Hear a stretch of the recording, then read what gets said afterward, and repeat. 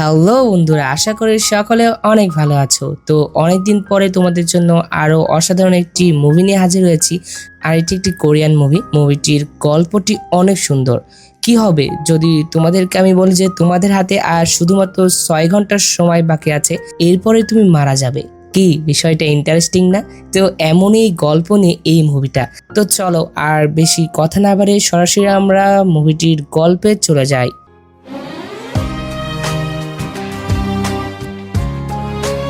তো মুভিটি শুরু হয় আমাদেরকে একটি সাধারণ মেয়েকে দেখে। এই মেয়েটি আমাদের মুভির প্রধান ফিমেল ক্যারেক্টার। মেয়েটির নাম ছিল লি জং ইউন। আমরা তাকে ইউন বলে ডাকবো।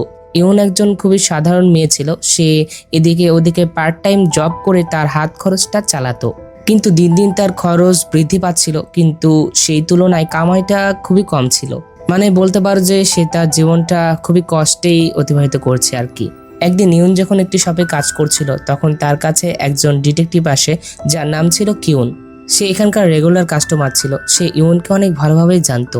ইউন সেই লোকটিকে বলে যে কালকে আমার বার্থডে। এই কথা শুনে লোকটি বলে যে হ্যাঁ হ্যাঁ আমি জানি, কাল আমি তোমাকে ভালো খাবার খাওয়াবো। এই কথা শুনে ইউন খুশি হয় আর কাজ শেষ করে সে রাতে শপিং করতে যায়। কিন্তু শপিং মলে যে ড্রেসগুলো ছিল সেটা তার বাজেটের অনেক ঊর্ধ্বে ছিল আর কি, যার জন্য সে বাহিরের রাস্তা থেকে একটি ড্রেস ক্রয় করে। এই ড্রেসটাই তার বার্থডে গিফট ছিল। আর এটা যেমনই ড্রেস হোক না কেন, অর্থাৎ কম দামে হোক বা বেশি দামে হোক, এটাই তার জন্য যথেষ্ট ছিল। সে যখন তার নতুন জামা পরে রাস্তা দিয়ে হাঁটছিল, তখন হঠাৎ করে তার সাথে একটি ছেলের দেখা হয়। ছেলেটি দেখতে অনেক হ্যান্ডসাম ছিল। ছেলেটি তাকে দেখে বলে যে তুমি 6 ঘন্টার মধ্যে মরে যাবে। আর তখন ছেলেটির কথা শুনে ইউন দাঁড়িয়ে যায়। ইউন বলে যে একজন স্ট্রেঞ্জার আমাকে বলছে যে আমি 6 ঘন্টার মধ্যে মারা যাব, এটা কি কোনো কথা হলো? এর কথা আবার কে বিশ্বাস করে? সে তাকে কোনো উত্তর না দিয়ে সেখান থেকে চলে আসে, কারণ তার তো সন্ধ্যাতে আবার কিউনের সাথে ডিনারেও যেতে হবে। ইউন তার ফ্রেন্ডের সাথে দেখা করতে আসে, তখন তার ফ্রেন্ডের বয়ফ্রেন্ড এসে তাকে নিয়ে চলে যায়। ইউন তো ছেলেটির কথা বিশ্বাস করেছিল না, কিন্তু কোথাও না কোথাও সেই ছেলেটির কথাটা তার মাথায় গেঁথে যায়। এরপরে ইউন যখন আবারও রাস্তা পারাপার হচ্ছিল, তখন সেই ছেলেটি এসে ইউনকে একটি মোটরসাইকেলের হাত থেকে বাঁচায়। আর এই ছেলেটির নাম ছিল জুন ইউ। তখন এটাতে ইউন রেগে বলে যে তুমি কেন আমার পিছু পড়ে আছো? যদি আমি মরে যাই তাহলে আমাকে মরতে দাও, তোমার সমস্যা কি? এটাতে জুন ইউ বলে যে না না, তুমি যদি এভাবে মরে যাও তাহলে আমি শান্তিতে থাকতে পারবো না, আর আমার প্রেডিকশনটা ভুল হয়ে যাবে। ইউন জুন ইউ এর কথা শুনে অনেক কনফিউজড হয়ে যায়, আর সে অনেক রেগেও যায়, কারণ সে তাকে কি অদ্ভুত অদ্ভুত সব কথা বলছে। আসলে ইউনের এগুলো ভাবা তো একদমই স্বাভাবিক, কারণ তোমরাই দেখো, ধরো তুমি রাস্তা দিয়ে যাচ্ছ, হঠাৎ করে কেউ এসে তোমাকে বললো যে তুমি এই 6 ঘন্টা বা এত ঘন্টার মধ্যে তুমি মারা যাবে। তো এটা যখন তুমি শুনবে তখন তোমার কেমন লাগবে বলো তো? কি একদমই বিশ্বাস হবে না, তাই না? তো ইউনেরও একই অবস্থা হয়েছে। তো জুন ইউ এর এই কথাগুলো ইউনের ভালো লাগে না, যার জন্য সে তার কাছ থেকে তাকে দূরে থাকতে বলে। তখন এটাতে জুন ইউ বলে যে আমি সবার ভবিষ্যৎ দেখতে পাই, আর সে কিভাবে মারা যাবে সেটাও আমি একটা স্বপ্নের মাধ্যমে দেখতে পাই। জুন ইউ যখন এই কথা বলে তখন ইউনের তার কথায় হালকা বিশ্বাস হয়, যার জন্য সে তাকে একটি ক্যাফেতে নিয়ে আসে আর তার সাথে কথা বলতে থাকে। তখন ইউন জুন ইউকে জিজ্ঞাসা করে যে বলো তো যে আমি কিভাবে মারা যাব? তখন জুন ইউ বলে যে তোমাকে কেউ একজন মার্ডার করবে, তোমার বুকে কেউ একজন ছুরি মারবে। তখন এটাতে ইউন বলে যে কে সে? এটাতে জুন ইউ বলে যে আমি তার চেহারা স্পষ্টভাবে দেখতে পাইনি। এই কথা শুনে তো ইউন আরো রেগে যায়। সে বলে যে আমি তোমার কথায় কিভাবে বিশ্বাস করব? তুমি কি পাগল হয়ে গিয়েছো নাকি? আজ আমার বার্থডে, আমি কিভাবে তোমাকে বিশ্বাস করব? তুমি কি সত্যিই জানো এটার উপর কি তোমার 100% বিশ্বাস আছে? এটাতে জুনিও বলে যে হ্যাঁ হ্যাঁ, আমি একদম 100% বিশ্বাস দিয়ে বলতেছি, কারণ তুমি সেই ড্রেসটাই পরে আছো যেই ড্রেস পরে আমার স্বপ্নে তুমি মারা গিয়েছিলে। এটাতে ইউন বলে যে তাহলে আমি এখন ড্রেস চেঞ্জ করে নিচ্ছি। এই কথা বলে সে চলে যায়। ইউন তো তাকে বোঝাচ্ছিল যে সে তার কথায় বিশ্বাস করছে না, কিন্তু সে ভিতরে ভিতরে কিছুটা ভয় পাচ্ছিল। জুন ইউ তাকে অনেক সিরিয়াস ভাবে বোঝানোর চেষ্টা করছিল যে ব্যাপারটা কতটা গুরুত্বপূর্ণ। সে তাকে বলে যে আমি যা দেখি সেটা কোনো সময় ভুল হয় না, আর আমি তোমাকে আমার একটা অতীতের ঘটনা বলছি। 1 বছর আগে আমি একটি মেয়েকে একটি ফ্যাক্টরিতে মরতে দেখেছিলাম, কিন্তু আমি তাকে বাঁচাতে পারিনি। আমি ভেবেছিলাম যে এগুলো হয়তো এমনিতেই হচ্ছে, কিন্তু তার কিছুদিন পরেই আমি আরো একজনকে মরতে দেখেছি। আমি তাকে সতর্ক করেছিলাম, কিন্তু সে আমার কথায় বিশ্বাস করেনি। তাহলে এখন তুমি সিদ্ধান্ত নাও যে তুমি আমার কথায় বিশ্বাস করবে কি করবে না। অন্যদিকে সিটি পুলিশ অফিসে সিরিয়াল মার্ডার কেস এসেছিল, যেটা সেখানকার পুলিশেরা তদন্ত করছিল। একটি মেয়েকে অনেক নির্মমভাবে বুকে চাকু মেরে হত্যা করা হয়েছে, ঠিক তেমনটাই যেমনটা 1 বছর আগে সেই মেয়েটার সাথে ঘটেছিল। ডিটেকটিভ কিউন বলে যে হয়তো এদেরকে অন্য কোথাও মেরে এইখানে এনে ফেলে দেওয়া হয়, মানে তাদেরকে মারা হয় এক জায়গাতে আর তাদের লাশ ফেলে দেওয়া হয় অন্য জায়গাতে। অন্যদিকে আমরা ইউনকে দেখতে পাই, সে তো অনেক ভয় পেয়েছিল। তার অলরেডি 1 ঘন্টা কেটে গিয়েছে, অর্থাৎ তার জীবনে আর মাত্র 5 ঘন্টায় বাকি আছে।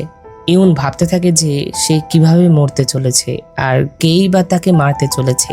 তখন সে ভাবে যে তাহলে কি সেই ছেলেটাই আমাকে মারবে নাকি, যার আমি রেন্ট গার্লফ্রেন্ড হয়েছিলাম সেখানে কাজ করা অবস্থায়। আসলে একটা ছেলে ইউনকে রেন্ট করেছিল 3 ঘন্টার জন্য। সেই সময় ইউন তার সাথে একসাথে হাঁটে, খাবার খায় আর মুভিও দেখে, কিন্তু সময় শেষ হয়ে যাওয়ার পরও সেই ছেলেটি ইউনের পিছু করছিল। আর ইউন একটা ক্লাবে কাজ করত। কিছুদিন পর সেই ক্লাবটাও কোনো একটা কারণে বন্ধ হয়ে যায়। 1 বছর আগে পুলিশ সেই ক্লাবে তদন্ত চালায়, যেখানে তারা জানতে পারে যে এই ক্লাবে অনেক আন্ডার এজ মেয়েরা কাজ করে। আর এই তদন্তের মাধ্যমে ডিটেকটিভ কিউনের সাথে ইউনের দেখা হয়েছিল, যেখানে ডিটেকটিভ কিউন ইউনকে সেখানে কাজ করা অবস্থায় ধরে ফেলে। তখন ডিটেকটিভ কিউনই তাকে প্রশ্ন করেছিল, অর্থাৎ সেই ক্লাব সম্পর্কে আর কি। তখন ইউন তাকে বলেছিল যে আমি তো এই আন্ডার এজ মেয়েদের সম্পর্কে কিছুই জানি না, আমি একটা অ্যাপের সাহায্যে এই ক্লাবে কাজ করতাম, আর এখানে আমাদের রিয়েল নাম কেউ জানতে পারে না। এটাতে ডিটেকটিভ কিউন বলে যে কিন্তু তোমার মতো একটা ভালো মেয়ে এত খারাপ কাজ কিভাবে করতে পারে। এটাতে ইউন বলে যে কারণ আমি মাল্টিপল জব করি আমার নিজের জীবন চালানোর জন্য। আমি যাই ইনকাম করি না কেন সেটা খুব সহজেই খরচ হয়ে যায়, আমি কোনো টাকাই সেভ করতে পারি না। আমার সাধারণ একটি জীবনযাপন করতেও অনেক স্ট্রাগল করতে হচ্ছে।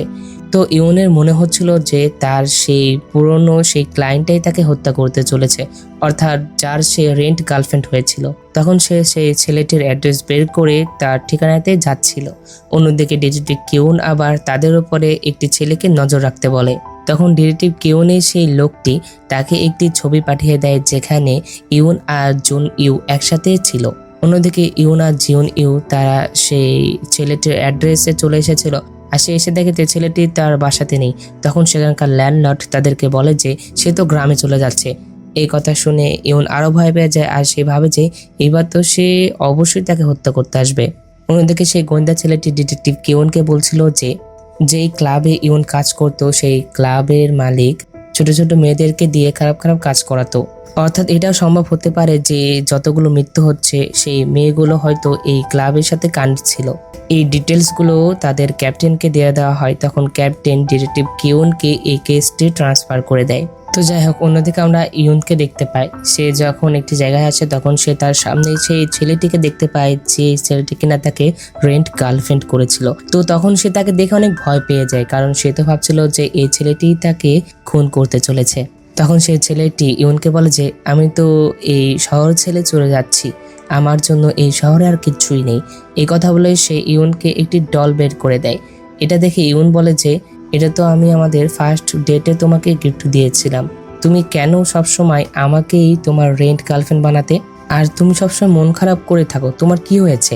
এটাতে ছেলেটি বলে যে কারণ আমি ভাবতাম যে তুমি আমাকে বুঝতে পারবে, আমি চলে যাচ্ছি, তুমি আমাকে ভুলবে না। এই কথা বলে ছেলেটি সেখান থেকে চলে যায়।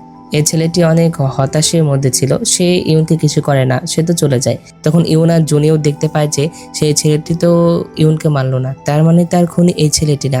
অন্যদিকে কিউন এই শহরে যতগুলো মেয়ে মারা গিয়েছে তাদের ছবি বের করে ফেলেছিল। যাই হোক, অন্যদিকে ইউনের হাতে শুধুমাত্র আর 2 ঘন্টা ছিল। ইউন তো বুঝতেই পারছিল না যে কে তাকে মারতে চলেছে, কারণ সে তো কাউকে সন্দেহ করতে পারছে না। এরপরে ইউন জুন ইউ এর সাথে কিছু অস্ত্র কেনার জন্য যায়, অর্থাৎ ধরো কেউ তাকে অ্যাটাক করে দিল, তাহলে সেটার প্রতিরক্ষা তো করা লাগবে, যার জন্য সে কিছু অস্ত্র কিনতে আসে। তখন শপকিপার তাকে একটি নাইফ আর বুলেট প্রুফ ভেস্ট দেখায়। তো তখনই আবার ইউনের কাছে কিউনের কল আসে। তখন ইউন সিঁড়িতে এসে কিউনের সাথে কথা বলতে থাকে। তখন কিউন ইউনকে বলে যে আচ্ছা তুমি কি কোনো ছেলের সাথে আছো নাকি? তখন ইউন বলে যে হ্যাঁ। তখন কিউন বলে যে সেই ছেলেটা কি ভবিষ্যৎ দেখতে পায় এরকম একটা ছেলে? তখন ইউন বলে যে হ্যাঁ, তুমি কিভাবে জানলে? তখন কিউন বলে যে আরে সে তো একটা সাসপেক্ট, সে তো অনেক বড় সিরিয়াল কিলার, তুমি আমার কথা শোনো, তুমি তাড়াতাড়ি সেখান থেকে পালিয়ে চলে আসো, কারণ তুমি তার নেক্সট টার্গেট। তুমি তাকে নিয়ে পার্কিং এ চলে আসো, আমি তোমাকে সেখান থেকে বাঁচিয়ে নিব। তখন ইউনও কিউনের কথা অনুযায়ী সেই কাজটাই করে। সে জুন ইউকে নিয়ে পার্কিং এ চলে আসে। তো তখন সেখানে আসার পরে জুন ইউনকে বলে যে আচ্ছা তোমার কি সমস্যা হয়েছে, ফোনে কথা বলার পর থেকে তুমি কেমন যেন অদ্ভুত আচরণ করছো। তখন ইউন বলে যে আমি মরতে চাই না, কারণ আর শুধুমাত্র 25 মিনিট বাকি আছে, টাইম অনেক দ্রুত চলে যাচ্ছে। এটাতে জুন বলে যে তুমি তো আমার উপরে বিশ্বাস করো তাই না, তুমি কেন এমন অদ্ভুত আচরণ করছো। তো আর মাত্র 11 মিনিট বাকি ছিল, তখন সেখানে কিউন চলে আসে। কিউন এসেই জুন এর দিকে বন্দুক তাক করে। তখন জুন ইউনের কাছে আসে আর সে ছুরি বের করে তাকে বলে যে আমাকে বিশ্বাস করো। তখন কিউন জুন ইউকে সেখান থেকে সরে যেতে বলে, কিন্তু জুন সেখান থেকে সরে না। তখনই সে কিউনের হাতে একটি ট্যাটু দেখতে পায়, আর এটা দেখেই তার মনে পড়ে যে সে তার স্বপ্নে ইউনের কিলারের হাতে এই ট্যাটুটাই দেখেছিল। তার মানে ইউনের কিলার আর কেউ নয়, বরং কিউন নিজে ছিল। কিন্তু তখনই কিউন জুন ইউকে শুট করে দেয় আর সে ইউনের কাছে চলে আসে। সে ইউনকে এটা বোঝায় যে সে তার বিপদ মিটিয়ে দিয়েছে। আর সময়ও একদম 6 ঘন্টা পূরণ হয়ে গিয়েছিল, তারপরে ইউন মারা যায়নি। তার মানে তো হয়তো তার ভাগ্য বদলে গিয়েছে, তাই না? কিন্তু সত্যতা হলো যে ইউনের ঘরে 1 মিনিট স্লো ছিল, যার জন্য তার বিপদ এখনো কাটেনি। তখন কিউনের দিকে তাকায় আর কিউন সেখানে দাঁড়িয়েছিল।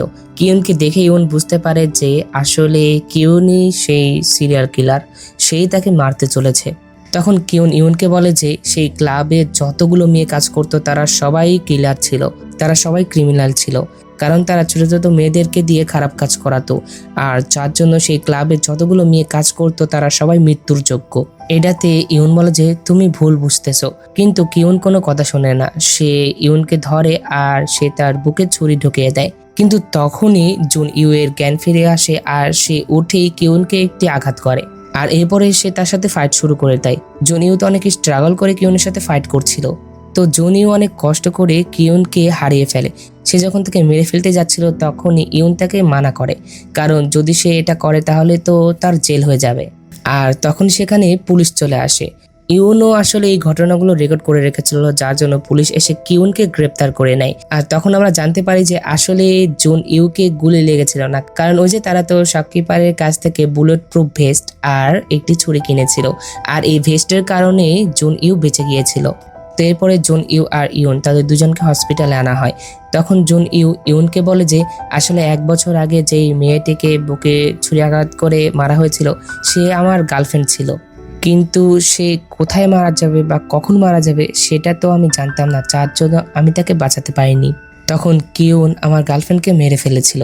আর জুন ইউনের সাথে সাথে আরো অনেক মেয়েকে বাঁচিয়ে ফেলে, যাদেরকে কিউন আস্তে আস্তে মারতে চলেছিল। তো তখন এরপরে জুন ইউনকে রেখে সেখান থেকে চলে যায়। ইউনের লাইফ আবারও তার আগের মতোই সাধারণ হয়ে গিয়েছিল। এইভাবে সময় আবারও অতিবাহিত হতে থাকে। আর একদিন হঠাৎ করে ইউন আবারও জুন কে দেখতে পায়। তখন জুন ইউনকে দেখে বলে যে আমি আর ভবিষ্যৎ দেখতে পাই না, আমার লাস্ট ভবিষ্যৎবাণীতে তুমিই ছিলে, তুমি সেই লেডি যার শেষ ভিশনটা আমি দেখেছিলাম। তুমি সেদিন হসপিটালে তোমার পরিবার আর তোমার স্বামীর সাথে শুয়েছিলে, কিন্তু তোমার সেই হাজবেন্ড আমি না, আমি তোমার ভালো লাইফের জন্য প্রে করতেছি। এই কথা বলে তারা দুজন একে অন্যের রাস্তায় চলে যায়। আর এখানেই এই মুভিটি শেষ হয়ে যায়। তো এর মাধ্যমে আমরা বুঝতে পারলাম যে জুনিও শুধুমাত্র ইউনকে তার জীবনযাপন করার একটি আশা দিয়ে গিয়েছে, কিন্তু তারা একসাথে হয় না আর কি। মুভিটার এন্ডিংটা তেমন ভালো না হলেও মুভিটার শুরুর যে কাহিনী, অর্থাৎ পুরো গল্পটার যে কনসেপ্টটা ছিল সেটা মোটামুটি ভালোই ছিল। তো যাই হোক, মুভিটা তোমাদের কাছে কেমন লেগেছে তা কিন্তু অবশ্যই কমেন্ট করে জানাতে ভুলবে না। আর হ্যাঁ, ভিডিওটি ভালো লেগে থাকলে অবশ্যই একটি লাইক করে দাও। আর আমার চ্যানেলে নতুন হয়ে থাকলে অবশ্যই চ্যানেলটি সাবস্ক্রাইব করে পাশে থাকা বেল বাটনটি অলে ক্লিক করে দাও, যাতে পরবর্তী ভিডিওর নোটিফিকেশন সবার আগে তোমার কাছে পৌঁছে যায়। তো দেখাচ্ছি এমনই কোনো সুন্দর মুভি বা ড্রামা এক্সপ্লেনে। সে পর্যন্ত আল্লাহ তাআলা তোমাদের ভালো রাখুক, সুস্থ রাখুক, এই কামনা করে আজকের ভিডিও এখানে শেষ করছি। আল্লাহ হাফেজ।